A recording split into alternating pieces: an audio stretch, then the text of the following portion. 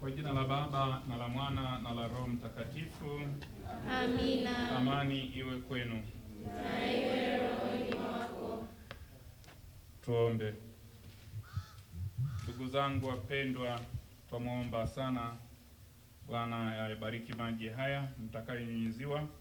Maji ya baraka yanatukumbusha ubatizo wetu, twayatumia ili Mungu atutie nguvu. Maji ya baraka yanatukumbusha ubatizo wetu, na kwa njia ya maji unatakasa na kuvitakatifuza vitu. Maji haya yananyunyiziwa juu yetu yawe nguvu yetu. Maji haya ambayo yananyunyiziwa katika nyumba hii yatukinge na hila na mitego ya Shetani na nguvu za giza, na kutulinda kwa uwezo wako.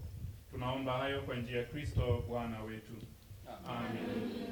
Ee Bwana, uibariki chumvi hii, maana ulimwamuru Nabii Elisha kuyatilia maji yaliyoharibika nguvu mpya kwa njia ya chumvi. Kila mahali yatakaponyunyiziwa maji haya, uondoe hila ya Shetani na nguvu za giza, na kututunza kwa uwezo wako. Tunaomba hayo kwa njia ya Kristo Bwana wetu. Amen.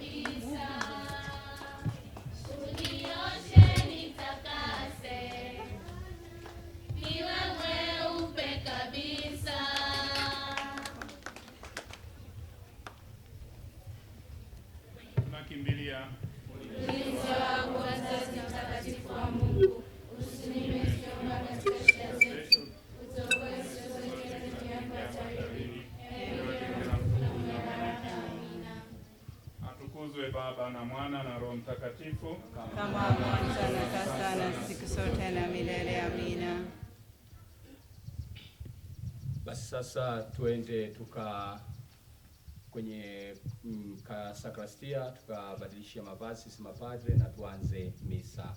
Kama kuna maandamano, basi wale ambao wanatuongoza